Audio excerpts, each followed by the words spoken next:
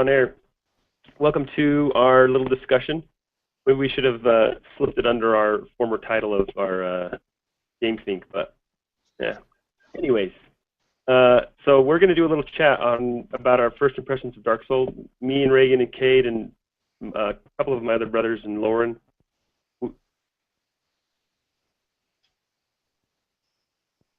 Hello? Yeah, we just lost you. Wait, he's not even talking. No, I'm here, but I'm hearing myself like 5 seconds later. Are you guys hearing that? No? Everything I say, like, is being sent back to me like a second time. Hold on. I think I need to close out of this is why. Okay. That's weird. I had like the other end. Technical difficulty resolved. Okay, anyway, so we're going to do this, and Robert will be on a little bit later. But we all bought the game day one, and it's been fun playing together. And we're going to just talk about the things we like, some things we don't like. I've got a small list here we might use or we might not use. But anyways, I'm Steven, also known as Orbulon on Steam. And then we've got Cade. Say hi, Cade. What's up? And Reagan's here as well. Yeah, hello. With no camera. I don't remember the Gibbons is right now, but that won't last for long. Yeah, that's right. So, do you guys want to start with like the things you don't like about this first, or should we kind of just weave that in, or do you want to save that for the end, or? Because I wanted to kind of talk about some dislikes, and then maybe we can We can talk a little bit about combat. We can talk about the way the game is structured, the bosses, things like that. But I don't know. You just make a decision and I'll flow with it. Okay. Well, let's start with the negative then, so we don't end on a negative note. But we'll talk about things you don't like. But for starters, wait. Let's find out where we're at, right? Because we need to determine what we can talk about. Yeah, exactly. So I just barely beat that huge giant. I can't remember his name. He's Yorm. One of the first Lords of Cinder, I think you fight. Yorm, yeah. Okay. Yorm the Giant. Is he the second one you fight or the first? I can't remember. I haven't beat him, so don't tell me if it's this. Okay, yeah. I won't say anything about him, but that's as far as I've been. You've been there. It sounds like, Cade, or are you farther? I know who he is. I'm close. I'm still trying to beat the freaking dude. What's his name? The Destroyer of Gods in Anor Londo, where Ornstein and Smough were in the first game, and he's I'm getting frustrated. Okay, I'm not that far either. So we've gone in different directions. Oh yeah, so we've gone different directions then. Yeah. I know where you are, Steven, and I'm down where you're at. I skipped that place where Ornstein and Smough were. I saw that door and I thought, this is going to be a tough one. I know it because they're playing on the whole fan service of that being the hardest fight in Dark Souls. Oh my gosh, dude! I think I've used like 13 embers trying to beat that damn boss. What's he look like? He's like a mage, kind of like the Crystal Sage. Have you fought the Crystal Sage? Yeah. Like the Crystal Sage on steroids. Oh really? Okay, yeah, I haven't fought that guy. I was just maybe wondering, maybe I'd encountered him, but. Steven, you went down to Irithyll dungeons, didn't you? Yeah, so I unlocked the Irithyll dungeon, but I wanted to finish the area before I went to the dungeon. So I haven't gone down there yet. Okay. I just started going down in that dungeon. I haven't almost completed like the first part of that dungeon. That's where I'm at. You're so we're actually wait, what's Irithyll dungeon, or like what's that place? Describe it to me, because I don't know the names of the places I've been. It's like the place in Demon Souls, the prison. Yeah, okay. So I don't know what it is. Like I know it puts it in big white letters on the screen when you get to a new area. It's like you just entered Irithyll. It doesn't say that, but it says like Irithyll dungeon or something like that. I don't know. I'm just like focused on my guy and making sure he doesn't die. That I never read that. And even when I fought a boss like 20 times, like Lauren or somebody will ask me, "Hey, who are you fighting right now? What's his name?" And I'm like, "He's the dude with the lightsabers." You know, but yeah. I don't know their names because I'm just too focused on it. I don't take the time to just like read it really fast, and so I'll have to ask you guys a lot. Are you reading any of the lore, trying to keep up with like the story or figure out what's going on at all yet? No, sounds like no. A little bit. I've read a few Reddit threads, but then I kind of wanted to beat the game before I go into it all the way. I'm gonna do that too. It seems more confusing than any of the games so far. I guess Dark Souls is pretty sparse on what's going on. Seems very much like that. Like it seems What like do you think what makes it confusing? Is that I'm pretty sure it's like Lothran and Lordran, or like Lothric. It's almost the same word, and obviously you visit Anor Londo. oh, it's the same place for sure. It's the same place. I just can't decide if it's before or after. I think it's after because they already talked about Gwyn. That's true. Yeah. Have you found like Quilag's ashes or whatever? Yes, I found Quelaag's, and I found her like Wait, cord. whoa. You guys did? I didn't find that. Oh no, it's not her ashes. It's like her book of pyromancy or something. You give it to the pyromancer. Oh, I did find something. You do find her ashes. That's another example. You know, it takes place after Dark Souls 1 and Dark Souls. Well, I would imagine Dark Souls 2, but just because you see things like that, but.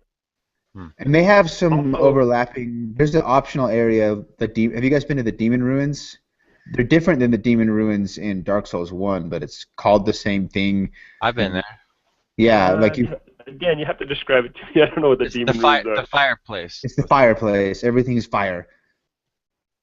And there's lava parts. You find like. No, he might not have been there because actually. Oh, I have been there.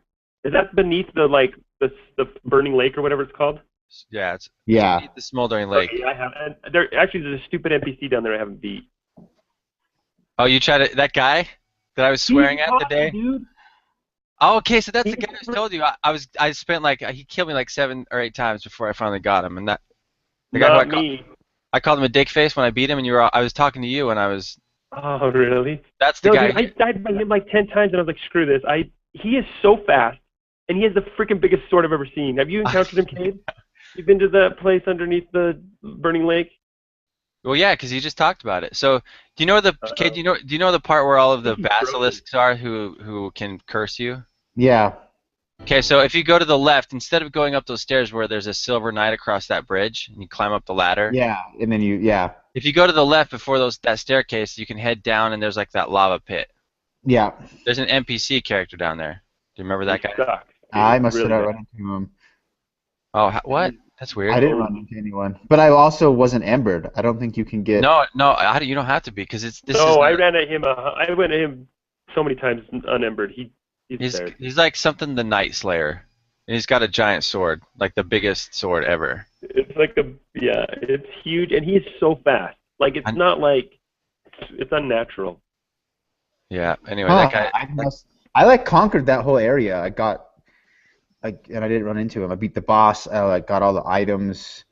It's hard to see. Like I missed it the first time I ran by. When you run up those stairs, it's just this little teeny gap right next to the stairs you slip through to get behind and underneath. I have to go double check. Yeah, go double check. Well, he was hard. He was hard.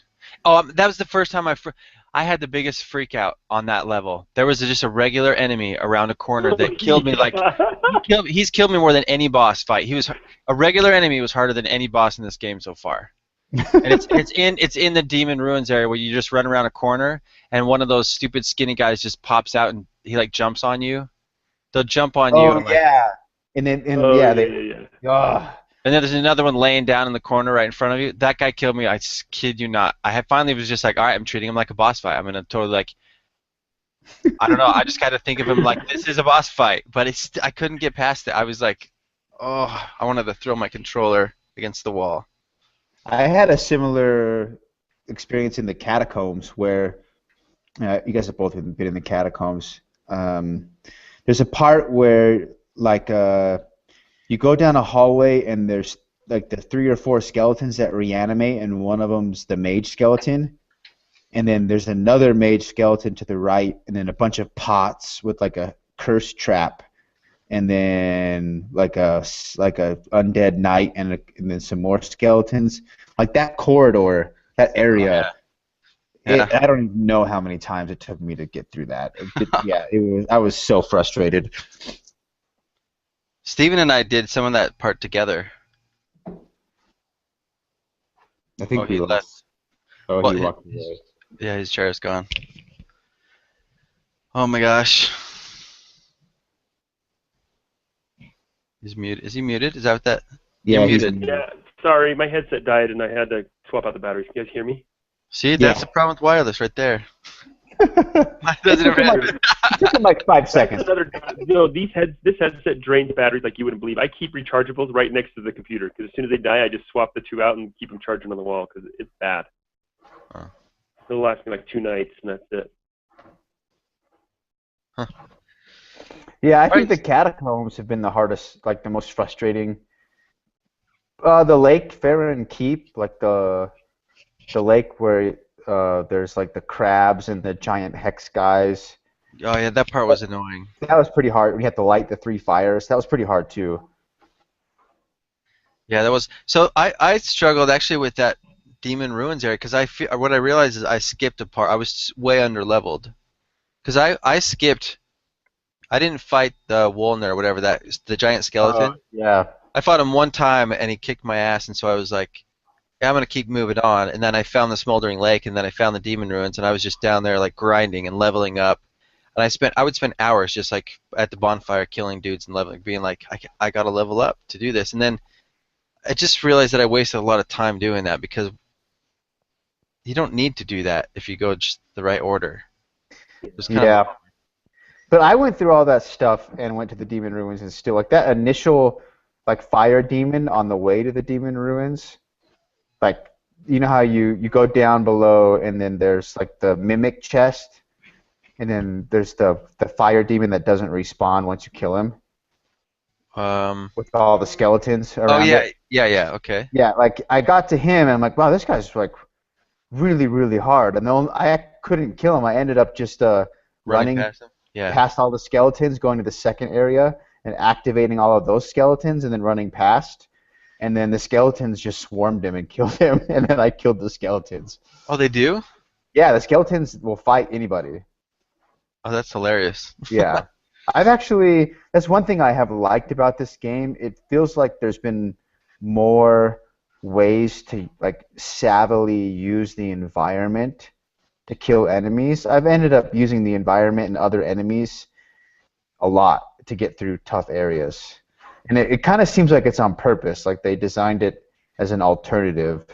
If you notice, like, do you remember there's an elevator, I don't remember which area, it goes down, and then you go down some stairs and you turn right, and it's on the way to and then there's another room, and then past that room is the entrance to the Road of Sacrifices. And in that room, before you get to the Road of Sacrifices, there's like a blizzard, like 4-legged demon or whatever. I remember. I just lured him back to the elevator and ran behind the elevator, and then he went to attack me, and he just fell down the hole. Nice. Like, wait, did you get the sword from him, though? Yeah. How did that happen? It just, anytime someone falls off a cliff, like, it just puts the item... Oh, yeah, that's right. Because I've done that with I do like that, because that happened with, like, the lizards, the gem lizards. Yeah. Like, if they run off a cliff, it gives it to you still. It gives it to you, yeah. And that's how I killed the very, very beginning on the left side of Firelink Shrine, that guy with the samurai sword that's naked. Uh-huh. So the very beginning of the game, I could not kill him.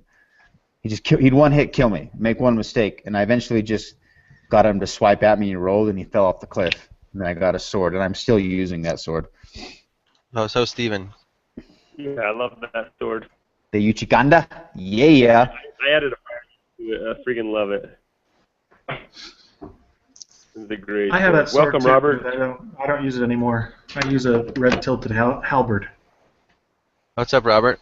Hey, man. Welcome, Robert. How's it going? Hey. How's the Robert. halberd? I love the halberd. I used it in Dark Souls 1 too, and kind of felt nostalgic for it. So. Is it funny how the weapons that you were first drawn to, you'd always want to use them again? Yeah. You know, the sucky part is that I can't use my favorite weapon in this game. Why not? Because I killed the guy. The only place you can get it, I killed him. The NPC. That's crazy. I know. I can't There's get. no way to revive your NPCs No. in this one? No. Not that I know of. Kate, are you? I know that you've used this Zweihander before, like in Dark Souls 2 and 1. Yeah, I used Zweihander for all of Dark Souls 1. Me too. Yeah, I used it. Isn't it a huge, heavy sword? It's like skinny and long. I love it. Yeah, because dude. You can just knock enemies down with it. Yeah, it crushes them. It guard breaks them every time. And But yeah, I was doing some wait, PvP last what night, NPC and has that? Garrot, the thief guy who sells stuff to you. Oh, the one in the undead village that you free? Yeah. dude, I actually just or What? or I meant Reagan, dude, one of us could just buy it and give it to you. Just join our game, we'll drop Oh it my on the gosh. ground. Do it, please. Wait, I tried to do that with Josh the other day with a lightning gem, and it wouldn't work. Like Oh, I would really? drop it, but he couldn't see it. He could not pick it up. You have to select. You can't hit drop or like you have to do. There's two options. There's like leave yeah, and drop. Yeah, you leave it, but he can't pick it up. No, there's Really? I read something somewhere where they've changed the rules on how to leave stuff, but you can leave things, but I can't remember exactly. Huh. I should look it up because Josh really wanted I the would lightning try it. gem. Reagan, my thief, I sent him on his second mission. He never came back. So Well, he's I wouldn't dead. be able to help you with that. Well, I thought I did it right because somebody told me that I had to make sure and rescue the Onion Knight first, and I did out of the well. He still didn't ever come back. So whatever. I screwed something up. Did you kill Patches? Heard you have to kill Patches, maybe. You have to kill him? I don't know. Something about Patches is the one who kills him. Right, if the Onion Knight's still trapped is what I heard. So I rescued the Onion Knight, and then I sent him on his second mission, and I don't know. Well, whenever he comes back, I think he's supposed to sell it to you. But if you get one, let me know, because I want that sword really bad. I'm using a regular great sword as backup, but I'm using the dark sword, which is kind of like the long sword dropped by the dark raids. Yeah, I got one of those. Yeah, that sword's what I'm using actually. It's got a cool move set. So what do you guys think of the new, like, what are they called? The Weapon arts? your weapon arts. Yeah, what do you guys think of those? I haven't really used them. Yeah, me neither. Okay, so have you used it at all, Steven? I have against certain enemies. Like, I was having a lot of trouble near the beginning of the game with some of those knights. So I started timing my weapon art so I could disarm them, and then I would wail on them. And so it did work for that really well. And later on in the game, I haven't because I have enough stamina to withstand a few blows, so I can scoot around or do backstab and stuff. But so I also haven't been using them a lot. Although I will say, in fact, that guy that you can't beat, Steven, the NPC. Yeah. The only way I could beat him was using my weapon art. That's how I finally beat him. I don't know. I don't know what your weapon art is, but mine. I have Stomp, which lets me like.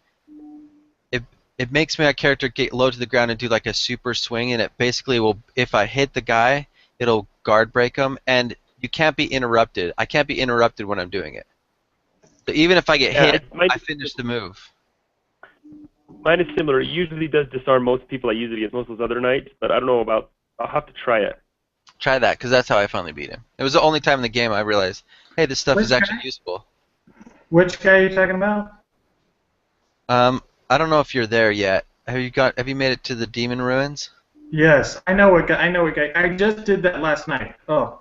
Did you kill him? The Night Slayer? Are you talking about the miniature one or the one behind the hidden wall? The guy that's down by the lava pit with the giant sword.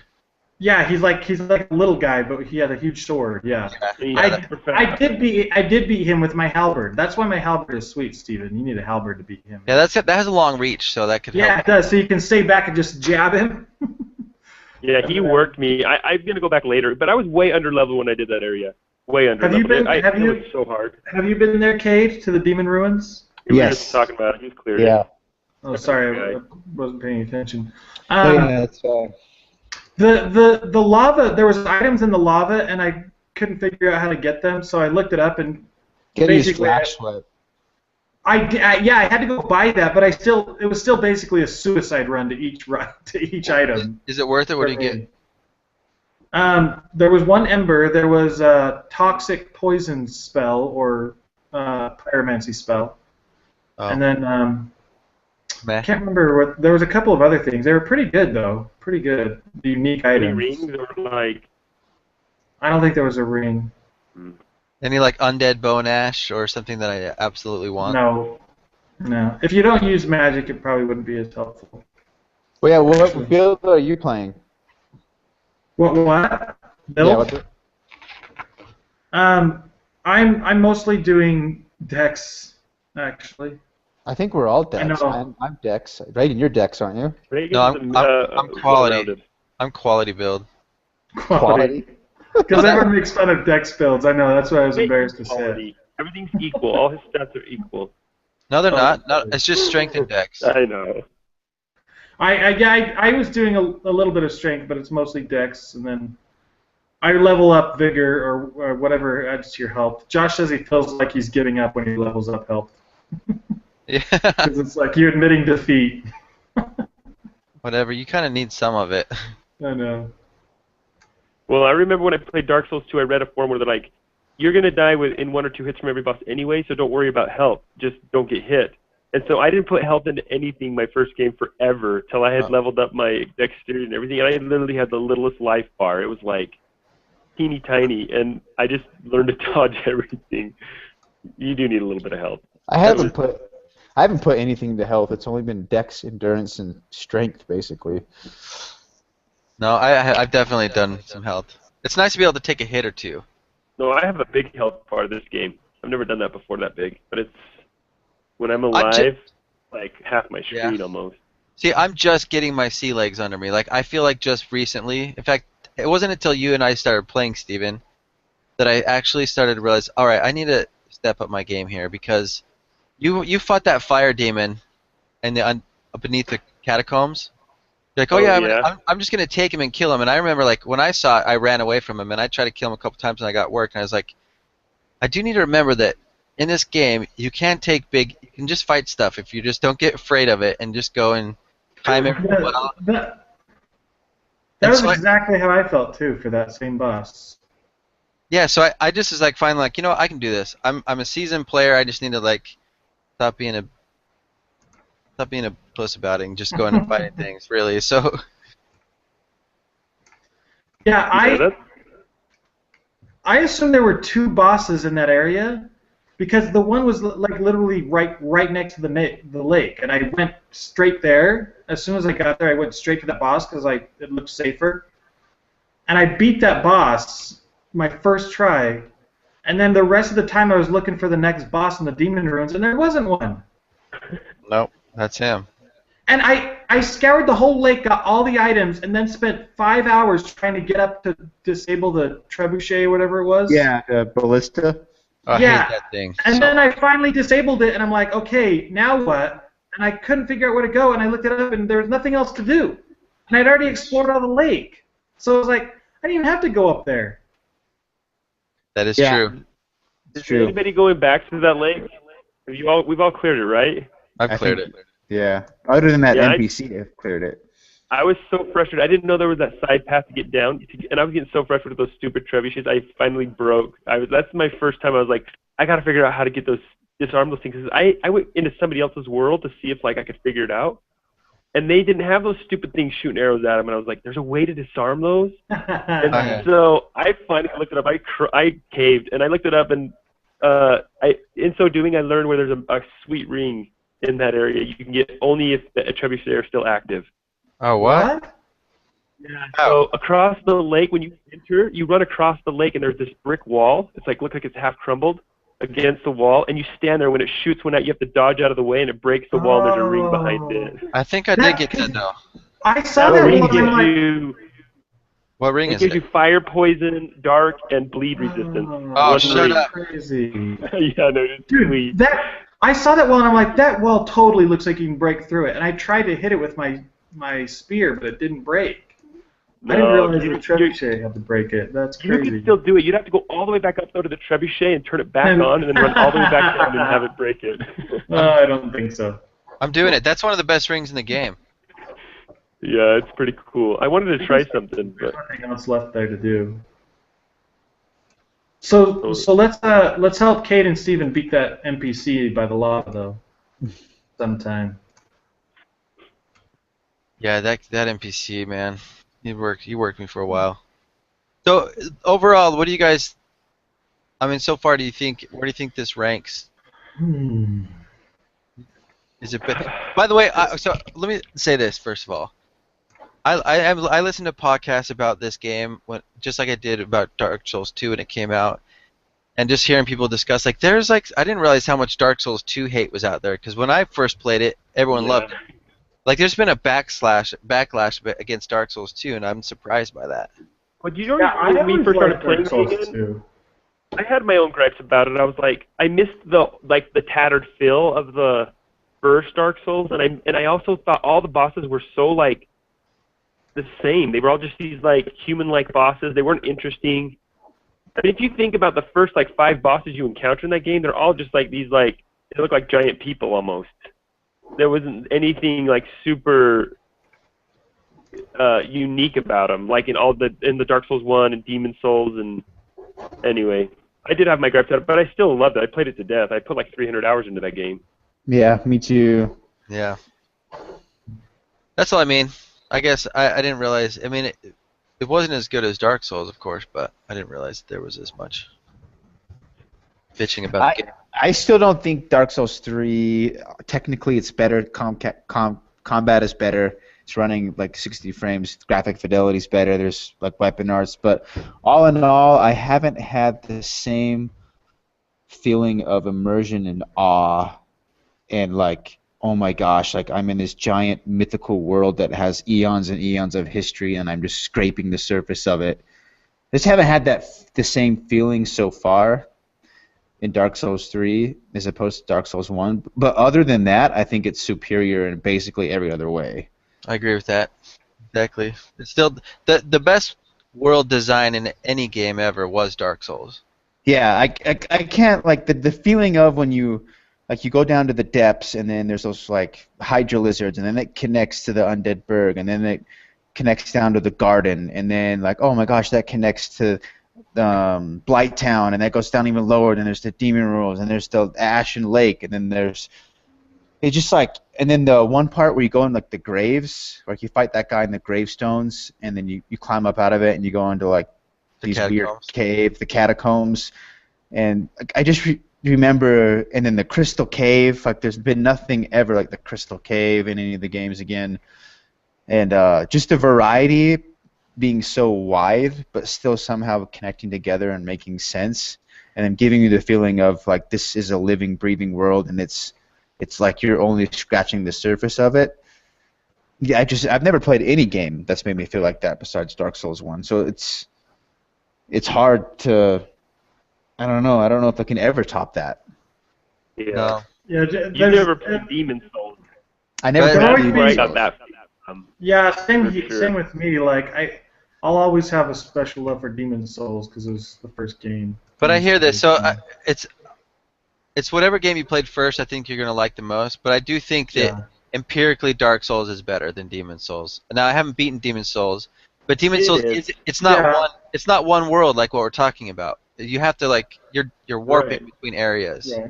That's exactly Dark Souls is the only game that's ever been like one cohesive map. Yeah, and that's what like when there's people who have like ripped all the maps and put it together, and you can view the entire Dark Souls world together, and it all geographically works together.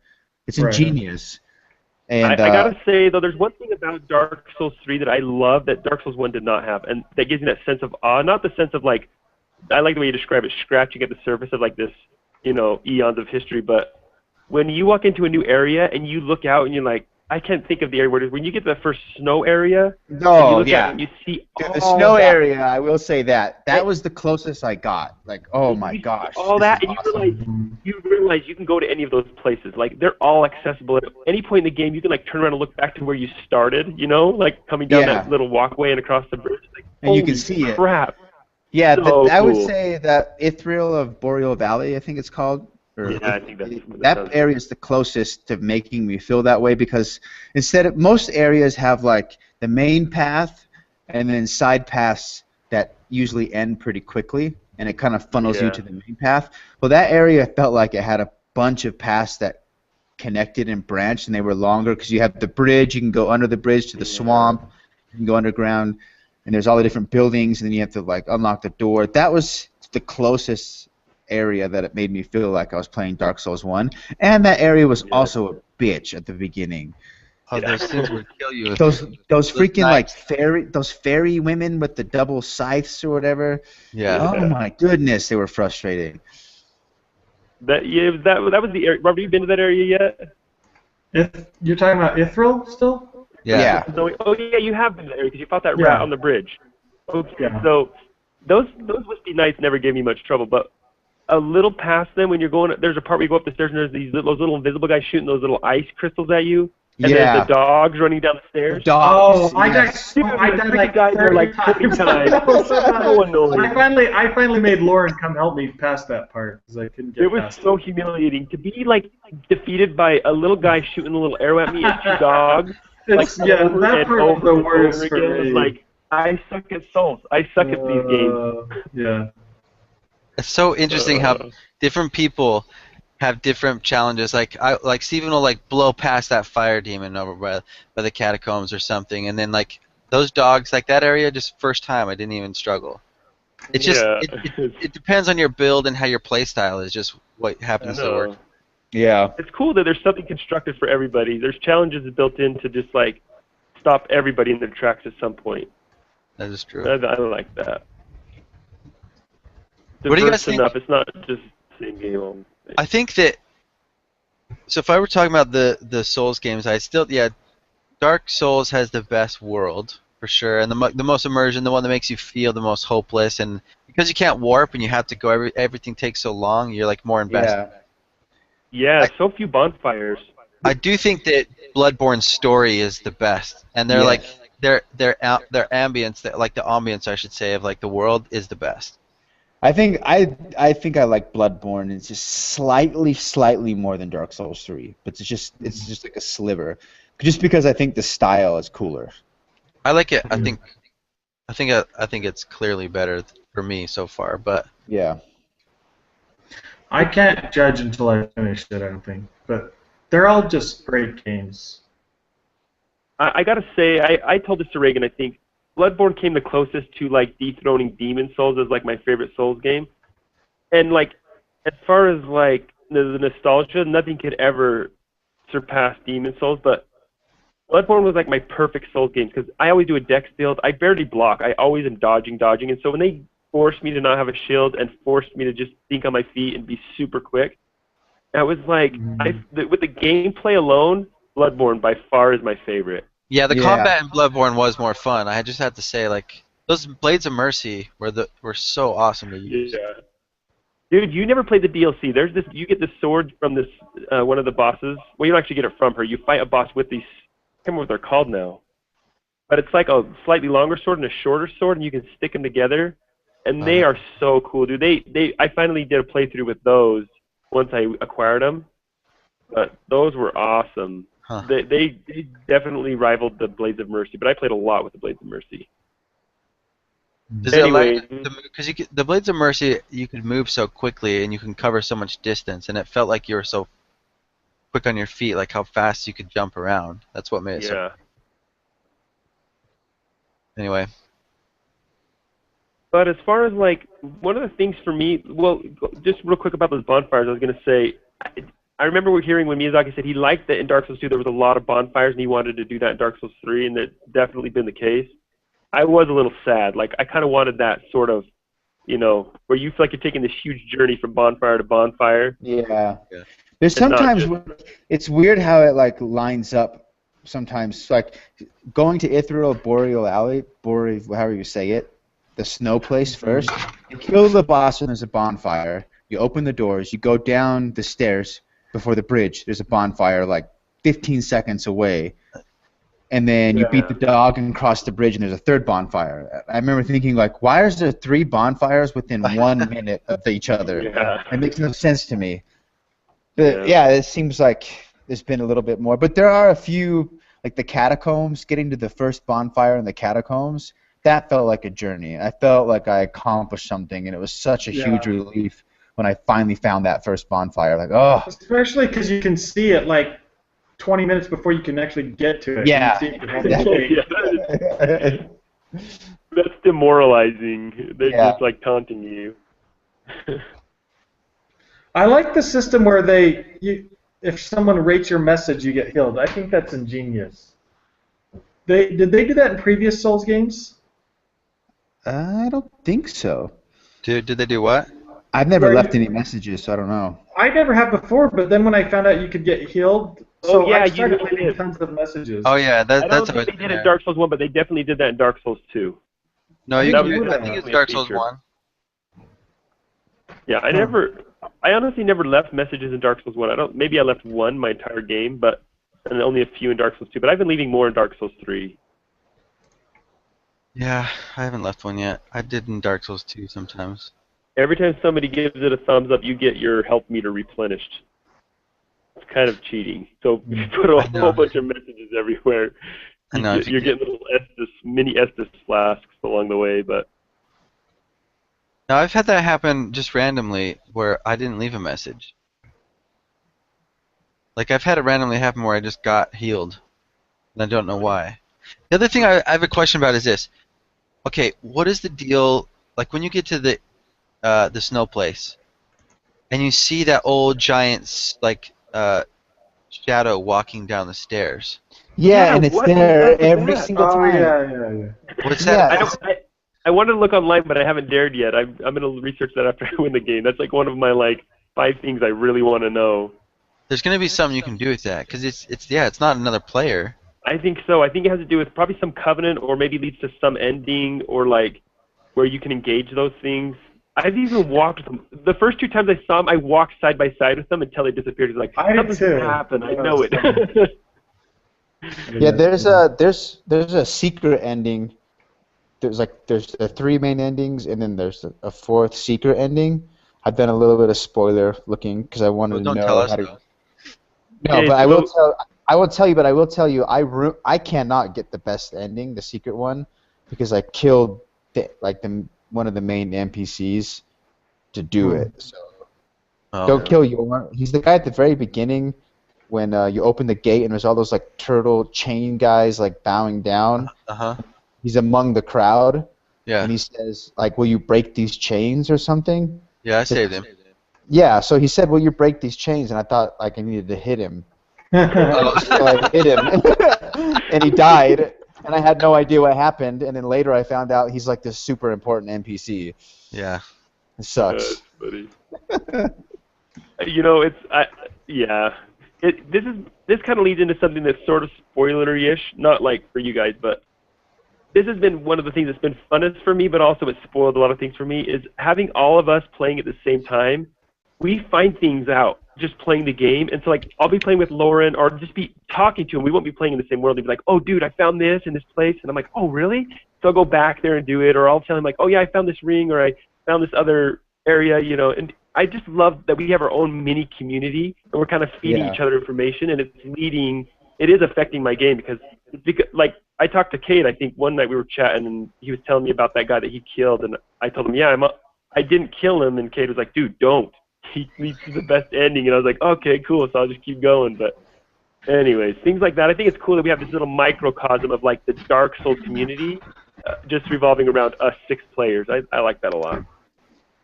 They can see you in the mirror, by the way, so don't do anything saucy. Hello. Hey, race the roof. I'm just taking off my necklace, okay? But that's a good warning, just in case. Because you never know. I don't remember a guy who says, "Will you break these chains?" That doesn't sound familiar to me. He's pretty early in the. You know the turtle guy that Robert? You and I've talked about it. I'm sure. Oh, that guy, the turtle guy. Levels you up 5 times, and I think they're called pilgrims. Yeah. The guy that makes you go hollow and gives you skill points. Yeah, I remember. I know who you're talking about now. Okay. Yeah. Apparently, I read through the guide to get the best ending. And half of it has to do with doing his quest line perfect, and his quest line bleeds into Henri of Astoria's quest line. Yeah. And if you do if you do those 2 quest lines in the right order, whatever, I don't remember all the details. It at the very end of the game, it opens up some extra stuff, which then will get you a secret ending. Huh. Yeah, I want to do that. So, yeah, I was following that Hollow storyline, and there's a part. Wait, don't say too much, because I don't know if Reagan knows as much as we know, Robert. I don't know anything because I killed him. So. Yeah, Well, I don't even say- know what the next step is. I talked to the. I know what happened to him after I Okay. leveled up. Tell 5 us what you do know, and we'll tell you the next step if you want to know. All I know is that some other lady showed up. Okay. Yuria. Yeah. All I will say is I was reading online how to do something, and the first thing I read told me the opposite of what I was supposed to do. So I started to do it, and Steven was reading at the same time. He's like, "Oh, dude, no! In order to get the best ending, you have to do this other thing." And I'm like, "What?" And I've already started to go down the wrong. To get the best ending, I looked up. Robert told me the best ending. we were both playing it at the same time. He's like, "You need to do this thing," and I said, and I was reading to just find out that one next step, like you want to know right now, Reagan. And what I read was exact opposite of what Robert read. He was getting trolled big time by this side. Funny.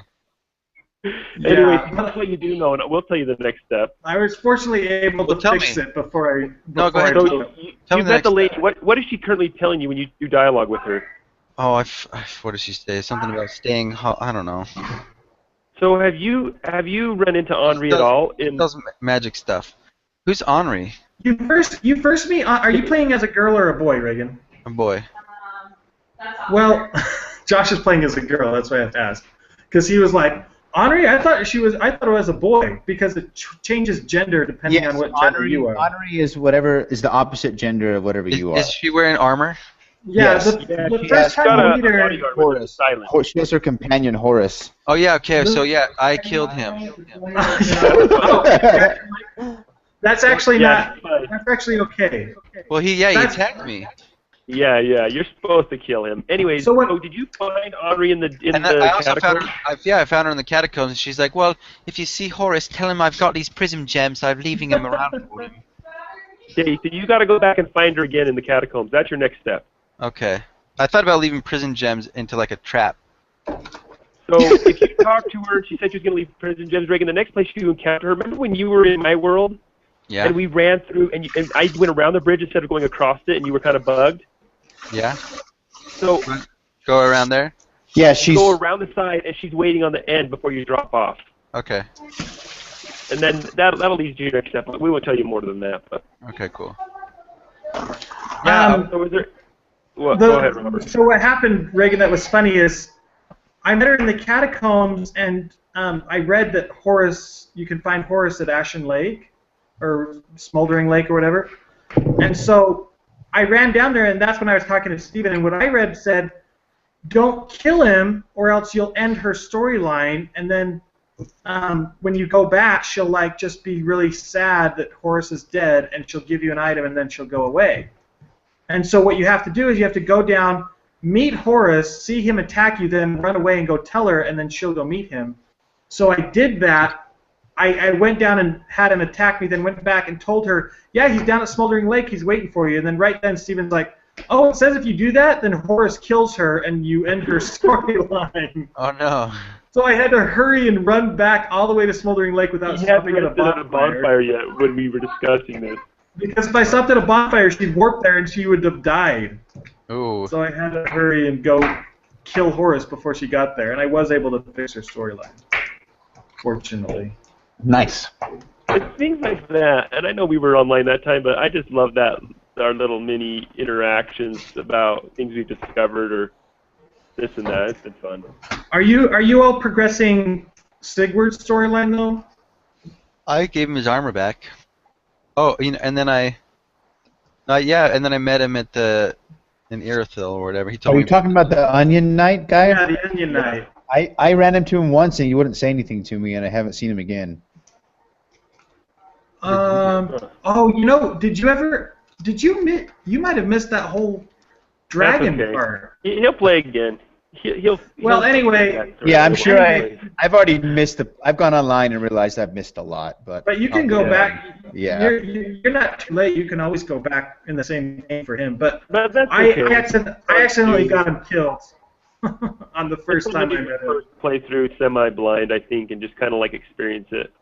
Latch onto what you're interested in. I think, for me, Bloodborne got really fun on New Game Plus. That's when I really liked Bloodborne, and that's when I liked Dark Souls 2. I only beat Dark Souls 1 once, but Dark Souls 2, I did 2 new games. I did New Game Plus Plus. So I'm excited for New Game Plus because I like New Game Plus because you start out like kind of already knowing what to do. It's not so hard, and you can be more methodical. So I'm gonna go for the best ending, and like I'm gonna spoil everything. And once I beat it, go on the internet and plan out exactly what I'm gonna do on New Game Plus. Yeah, here's the issue. You guys are married, and I'm still dating somebody, and so it's different for me. Like the amount of time this is taking from that relationship is not gonna last forever. I only have so many like hours I could put into this. I'm wondering if I'm gonna be able to do a full-on New Game Plus like as deep as I would if otherwise. We'll see. So is it your night hours that are being consumed, Reagan? Is it like, I mean, for me, that's my prime time to play because I can't play when my kids are up and watch me splattering blood all over the screen. So I play from like midnight to 2, you know, or 11 to 1 or whatever. I mean, Yeah. Well, he's got a girlfriend. It's like fresh and new, and they require so much. In a way, marriage requires more time, but I see what he's saying is sometimes dating requires more time as well. It's just different because we don't live in the same space, so it's just You know what I mean? Like if we lived in the same house, it'd be like we would be in the same room doing our own separate things, but it wouldn't matter. It'd be like. And that's what I mean. I think you guys, is it that you're hanging out later because that's probably when you would be playing because you're at work during the day? Yeah. Yes. Yeah. We come home, we hang out with our families, and then it's your free time. Video games. Yeah. It's not a bad thing. I even naturally feel it. Like I'm like, oh, I think I'm not gonna be putting in like 150 hours. Right. It's not gonna happen.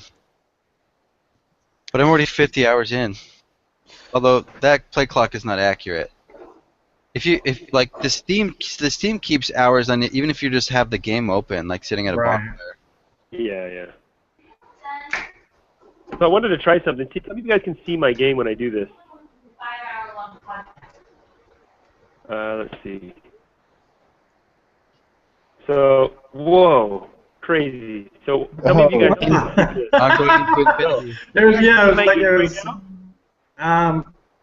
well, we can see a bunch of tabs open. That's all. Oh, see, I switched to my game. I did complete screen share, but I don't know if it showed this or not. I can see your game open, but we can't. It's just a black screen. Oh, really? Too bad. Wanted to see if you guys would see, like, that is so trippy. That is so cool. That is trippy. Shoot, I wanted to, like...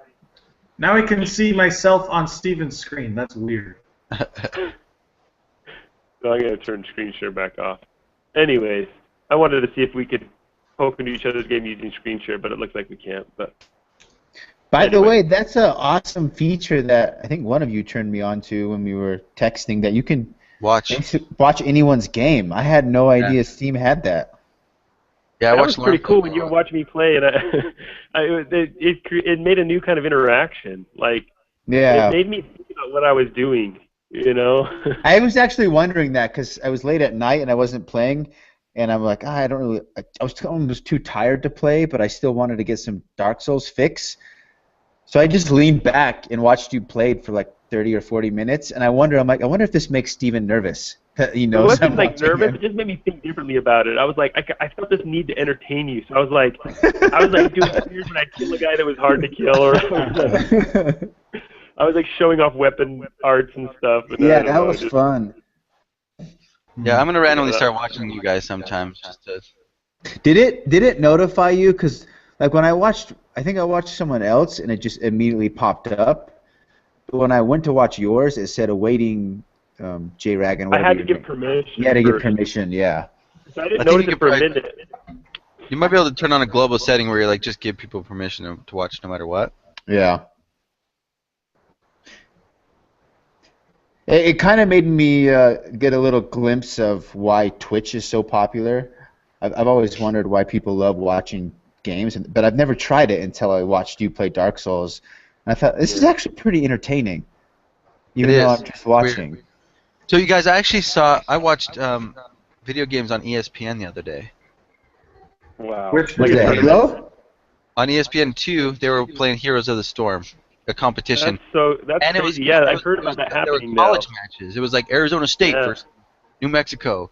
I'm like, what's going on? They're like turning this into a college-sponsored sport. It totally makes sense. They're going to try and follow the whole regular sport system. Yeah. I was reading about that on Kotaku actually a couple months ago. I don't remember exactly when, but it's kind of cool. I just turned my buddy on too, who he was started chatting with me while I was playing, and he was asking me about Dark Souls, and so he bought it, and now he's playing it. Wow. So hopefully, one more person turned on to the game. Cool. So I want to talk about one more feature that's like my new favorite. It's not a new feature, but to me it's semi-new, and that's the PvP in Dark Souls 3. And I don't know how it's been in the other games, but it's awesome in this one for me. I'm getting owned. I always get owned. Yeah, I get owned too, but so I have to tell you about this experience yesterday, because this is like, Robert was online and Josh was too, so they could hear me like cheering or griping depending on the situation. But I joined this new covenant just before you get to Anne Orlando. I can't remember the name of that area. You know that courtyard with like all the giants? Who hasn't been there yet? I've been there. Yeah. Megan, you been there? I've been there. Okay. Did you find the covenant behind the secret wall down the freaking huge ladder? No, because I can't kill those lizards. Oh, there's those two giant dogs down there or whatever. So I can't kill them. There's a guy you can go pray to. So that's comforting. So if you can aggro one and kill it, then you can aggro the use an arrow or something. But anyways, once you kill those, they're down in that pit. There's a sweet ring. Reagan, by the way, it's another sweet ring. It's a ring. It's the ring that gives you like lower equip load, higher stamina, and like better attack. What? Remember that ring? Ooh. It's been in all the Souls games. I can't remember what it's called, but it's a sweet ring. Anyways, that's beside the point. You join this covenant that it's one of the covenants where when somebody invades that area, you get summoned. Okay, I want that one, yeah. Okay, so there's another covenant like that. I can't remember. It's the one where you meet the wolf and he has you join. The Oh, the wolf, yeah. That one never worked for me. Like I invaded like twice. Dude, I it joined doesn't work at this all. covenant. What? Yeah, that one I never get called. I never get... I know. So when you get to this covenant, I joined it, and I literally was getting summoned every 5 seconds. I'd go back, I'd die, or I'd be victorious, and I'd get kicked back to my game, and 5 seconds later, I was in another game. I want that. See, I'll That do is that. not an exaggeration. So all last night when Robert and Josh were playing together, I was just doing this. I invaded, like, seriously, like 30 times in that area, and it was mayhem. So with all the different classes they have this time, so that you have, like, or the different covenants, especially with that Mad Covenant, the craziest things happen. So in one of my invasions, you guys know what the Seed of the Giants does? No, I haven't though. Lauren taught me, if somebody invades you and you use that, the enemies in your area become aggressive towards the invader too. Oh. Wait, do you get one seed? You only get it one from the at a tree. time. You get it from the tree at Firelink Shrine, right? Yeah. Wait, what tree? So you know that the key that costs $20,000? Yeah. For 20,000 souls? Right before you go through that gate, there's a big tree that looks like a human, just like the ones from Dark Souls 2. Okay, yeah. You go talk to it, and it gives you a seed of the Tree of Giants. And you can get one. Every time you use it, you can go back and get another one. Well, no, you can stack them up. It's just like every 6 hours of play or something. Oh, you can really? have multiple in your inventory. Yeah. So somebody used that when I invaded them as I was running across the courtyard. So it aggroed the giants that were in the courtyard. And then somebody was wearing a ring that made them... There's a ring that's called the Untrue Ring of, like... Makes you look like a spirit. No, but this one makes you look like you're the host of Embers. Human. So you look like... Nice. So one was wearing that. So I didn't know which one was the host. And then in addition to that, they had summoned a white phantom. And then there was a red invader at the same time that had come into the game. And then there was my covenant, which it's kind of a bluish purple. More blue than purple, but there was two of us that had been summoned to like attack the trespasser. And so there's two purple ones, a white one, a red one, two hosts of embers it looked like. And then they also summoned as a third summon, he summoned a purple, like the Mad Covenant. I can't remember what that one's called, but do you guys know what the purple one does? Yeah, the Mound Makers. Yeah. So in the Mound Maker, if you're summoned to somebody else's world, you can attack them or attack the other people. You can attack anybody. It's like this crazy covenant that lets you do anything. So in this fight, all the giants are attacking everybody. There's people rolling around trying to kill each other. There's like two hosts of embers. That sounds I just awesome. thought, this is like amazing. I don't think this kind of thing could ever happen in any other Souls game. So it was just pretty mad. It's pretty epic. I'm gonna go join that covenant. Yeah, and invaders can attack both as well, which made it even more interesting. But it was fun. So I'm loving the PvP in this game, and I've never really engaged in PvP at all in any of the Souls games. I'm not a huge fan of it. See, I did Dark Souls 2 for a while. I was definitely fighting on that bridge. Everyone fought on that bridge. The demon, like the lava place bridge. Yeah. Yeah. I used to go there and like every once in a while spend the night. Lawrence still does. Lawrence still fights on that bridge. I just never got really great at P. You gotta like do a specific build for PvP. Yeah. I've only had one PvP experience where I was in Anne Orlando and I'm like, I'm just gonna summon, because you know those are red summon signs, like. Yeah. I just thought, like, why would anyone? What's the benefit to me to summoning an invader into my world? I was like, I don't really know why I'd ever do that, but let's try it. So I summoned someone, and he came in and he found me, and like it was very like courteous. He waved, then I waved, then we both equipped, and then we started, and it was like down to the wire, and that sounds awesome. We killed each other at the same time, Oh. like the last two hits, and it was cool. Yeah, I definitely was like, it's cool that we both waved to each other, and like he didn't just come in and attack me. I do like that. Yeah, there's a very specific set of rules for PvP that people have developed, and like they expect you to know them. Some people, yeah. Some people, yeah. So I had one of the coolest experiences in Dark Souls 2 was I went to an area, it was like the bell tower place. I was getting two people invaded me, and one person just stood there and watched as hit, because there was two of them and one of me, and the one guy just stood there while I fought it out with the other guy. So they didn't attack me at the same time, which usually happens. Usually they both. They're waiting for the winner. This guy was like honorable. Yeah, he waited, and then like when I beat the other guy, he like waved and bowed at me. He's like, okay, now I'll take you on. So I was like, all right, I like you. Yeah, that's cool.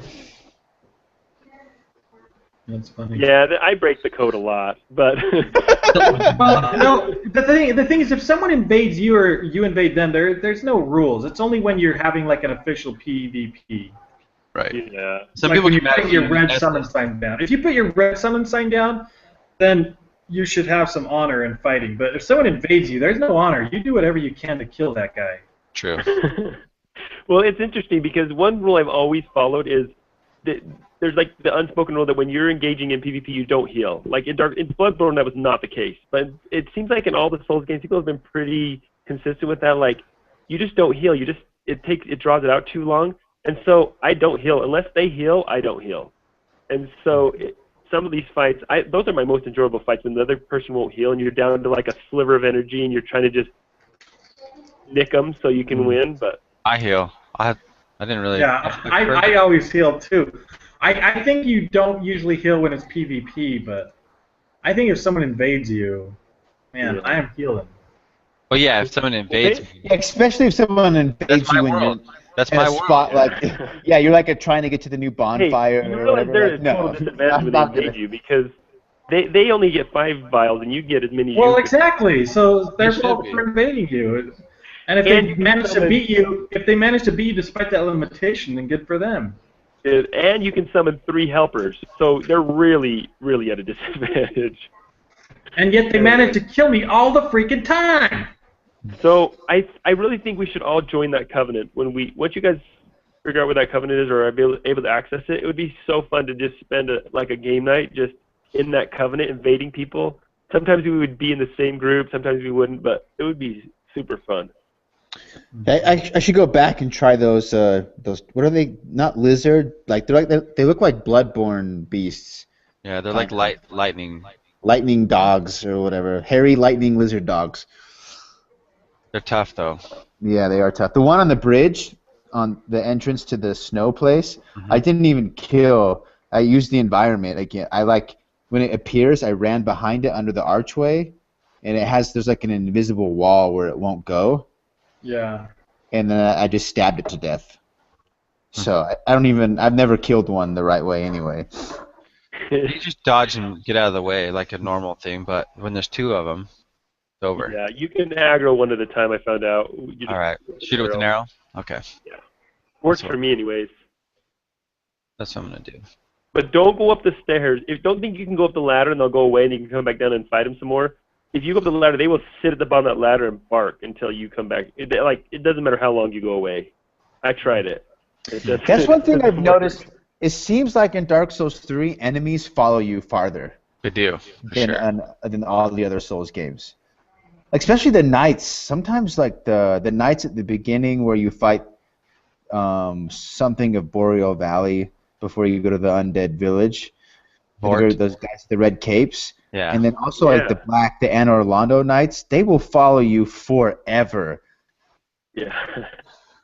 They just keep going. It's a much better AI in this one for sure. Yeah. Like, it's harder to backstab most enemies, and then I don't know. Each little mini fight feels like kind of more like a fight than it did in some of the other games. I thought the one part in the undead village, it's at the second half, where I never figured out what guy is launching those arrows at you in the graveyard. Oh, you didn't? You never went and talked to him? No. Yeah, I went up. You can talk to him. You get a branch That's the from same him. reason you didn't talk to Sigward. It's the same area. That's true. Yeah, you didn't talk to him over there. That's good to know. If you go over and talk to him, he gives you a branch, and then he doesn't shoot at you. He only shoots at other people. Oh, sweet. How do you get up there?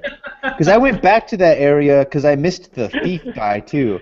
I went back and freed the thief. And I went through the whole area a second time, and I thought I double-checked everything, and I must have missed it a second time. Well, do you want me to tell you, Cade? Tell me. You know how you get to the road to sacrifice? You take the elevator down and you fight that lizard, and then... Yeah. Okay, so when you first get there, Sigward is there, and he says, I'm trying to go up, but this elevator only goes down.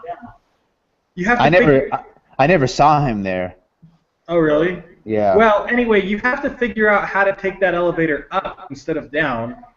And at the top of it, you'll meet the giant, and midway down it, you can meet Sigward again if you have to. Okay, I'll go back and figure that out. I was actually talking before It's a double elevator. There's two elevators at the same time. Okay. Yeah, I was actually talking about that with them before you hopped on. I used that when I fought the lizard. I didn't kill him. I just made him fall down the hole in the elevator. Oh, and nice. I tried to do that once, and it didn't work. I did it because someone wrote a message. They said, try hole. And I realized what they were referring to after I fought lizard a couple times. I read messages crazy in this game. I always think that always means the same, like, 14-year-old joke. It's always like flashing a body that's turned over and their ass is in the air. Speaking of, have you guys, in the demon rooms, did you guys fight the old Demon King, whatever, the optional boss? Yep. So, totally. After I beat him, there was a bunch of messages, and they were like saying, is this a illusionary wall or cavity or hole? And I thought they were like saying, I kept like slashing at the piles of bodies and not really paying attention. And then I realized they were just referring to the buttholes of the demons after like 5 or 10 minutes of being like, is there a secret area in here, or what's going on? Yeah, dude, dig in. Yeah, that was great. Usually you find those, or anytime there's a girl, any kind of female ever, it's like there's got to be some immature saying in front of it. I was thinking the other day, I bet what they'll do next. Well, I don't know if I bet, but this is my fantasy. Because HD remasters and remakes have been making a lot of money, and they just, if they remake or remaster Dark Souls 1, that'd be the greatest thing ever. See, a lot of people want that, but I want them to remake Demon Souls 1. Yeah, Demon Souls. Oh man, I would love it. Because Demon Souls was played by so few people because it was only on PS3. That's true, and it was the first. It was the first one before it got popular. Yeah, it's like the origins. Everyone would play that. It would. If it was remastered and I would buy it again. It'd be so fun to play it when it was fresh again with everyone else. Because when I played it, it was 4 years after the fact, and I saw very few other players. And there was a whole area cut from that game, Robert. I don't know if you knew this, but they had to trim a whole bunch off just because of the limitations when that game came out on PlayStation 3. But they could add that area back in and sell additional content on top of it. But I think everybody who plays Bloodborne would play Demon Souls. So it can't lose money on that bet. I don't think. I just wonder if they're going to take Dark Souls and make it a virtual reality game. How are they going to do that? Ooh, that might, yeah. Speaking of which, I'm going to go try the Vive. Where? Where are you going to try it? The Microsoft store at Somerset Mall out here has one. Oh, cool. So a buddy of mine texted me and he was like, "Hey, let's drive down there, like next week sometime and try it out." They have like the full setup. Dang. Have you guys heard of the Void? Yeah, Lauren and Steven have or Steven, have you told me about it? Maybe it's just Lauren. It sounds awesome though. It's in Pleasant Grove. Yeah, it's in Pleasant Grove, and it's supposed to open this summer. But my friend Todd is like a pretty prominent YouTuber, has a pretty successful YouTube channel, and he got invited to go like beta test the facility. And I've heard of this place. he said it was. He couldn't even just like describe how like game changing it was, because you wear like a haptic feedback suit. It's like basically your chest and your back and your abdomen, and then you have gloves, and then you have a backpack which is like holding the computer, running your headset, and it's all like proprietary. It's not a Vive, it's their own stuff. And then they have this course that's built like physical. And so your virtual reality is like built around the action. The course is just like foam walls, and it's all like really cheap stuff. But you're seeing a spaceship. You're seeing like the vision. And he said there's a part where like you go on an elevator and you reach out and you touch this thing and it starts the elevator. And in the real world, they just have this podium like drop down. But because of the virtual reality, the elevator goes up, and he's like, I was literally scared shitless. I thought I was so high up in the air, and I was freaking out. Like I thought like I got on a real elevator. I didn't know they were faking me out. And there's a part where you have like a torch, and they'll have like wind, like fans set up, and they'll shoot like smelly stuff to match the smells that are in. And he said other than the screen door effect and like the goggles kind of like letting light come in every once in a while, it was like 95% immersion. And That's awesome. yeah, and like the future's coming. It's coming. I'm so excited. Your PC can probably play virtual reality too, man. It can, yeah. So if I and I'm financially and things are going a little bit better, so I've been sitting on some money deciding if I can justify pulling the trigger on the Vive or not, as opposed to putting it towards something more productive like paying cars off or something. But yeah. Hey, paying cars off doesn't build memories. It doesn't. That's a good point, Stephen. That's a very good point. If we're talking about what kind of investment are we talking about here? I mean, it's like $800. It's $800, yeah. That's the only problem I see is I think virtual reality will still be only enthusiasts, because if you don't have a computer already, like it's a $2,800, $3,000 investment to get up and running. Right now it is, but it'll come down in price, just like everything. Yeah. It'll take a few years. And the PS4 is getting the Neo update, whatever. I think that's because I tried Morpheus twice at E3 with Reagan. It was underpowered, but it sucked. Yeah, it was not good. And I think that's why they're doing the PS 4.5, or at least part of the reason. Yeah, they're not gonna be able to power the virtual reality with that thing. But I didn't hear about they're doing an upgrade on the PS4.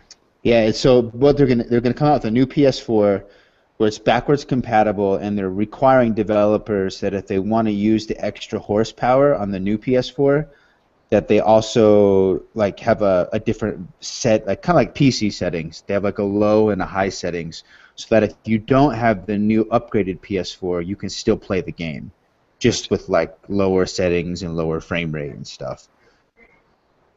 It's actually kind of cool. They're moving towards kind of like simplified PC gaming. Right. And I think eventually with like what Valve's been trying to do, we'll end up getting like modular consoles, maybe. I'm not exactly sure, but yeah. It's codename Neo. It's supposed to come out this year. I heard about that. What's Nintendo? Well, Who's by their computer? Who wants to play some Souls? I am. I'm gonna play. I'm going to play a little later. I think I'm going to watch a show with Jocelyn first, though. Does anybody want to add anything to our finale? Anything we didn't cover that you wanted to talk about? I'll just say one thing. I don't know if it's gonna happen yet, but like I do think that so far Dark Souls 2 has had the coolest armor. There's some cool armor in this game, but I don't feel like there's as much. Like I feel like I could really customize my character and get really awesome stuff. Like I feel like my character's been looking the same for a long time now, and I'm just like I haven't found anything. You want to play the Fashion Souls games and get yourself some... Dude, I want my dolls. Like this is Barbie for boys, and I want to dress my character up. It's true. I bought the when I saw that the Eastern armor set was available. When I gave the shopkeeper the ashes, I was like, "Oh, sweet! It's gonna be cool." And I spent all this money. It's not cool, and I wasted a bunch of souls on it. I was like, "Dang it! This isn't cool looking at all." I know. For a time, I have a green hair, green beard, I had a crown, and I had that turtle shell on my back, a blue cloak. Oh, the cleric robe, yeah. And I had that blue turtle, or that green turtle shell thing on my back. So I've been doing the Kylo Ren armor. The fallen. The Fallen Knight, yeah. It looks like Kylo Ren from Star Wars. That sounds awesome. I bought the assassin armor from the thief, but I'm not using it now because it's too. A part of it was too heavy or not resistant enough, and then I had to trudge through that fire. But it's a fun game. I love it. It's like I think about it all the time. Yeah. Well, I'm at my in-laws, so I can't play tonight. I don't have my computer. Well, you can always watch your brother play. That's true. I might just log into. I wonder, does it work if I log into Steam on the web? Can I still watch people, or do I have to download the client? I don't know. I think you'd have to download it, but I could be wrong. All right. Hey guys, that was fun. Do this again once. Lord wants to do it one more time when we've all completed the game. So yeah, for sure. Okay. A month from now, probably we'll all be done. That'll be fun. All right, cool. Okay. Good chat. I'm switching over to Mumble. Okay. See you guys later. Goodbye. See you, man.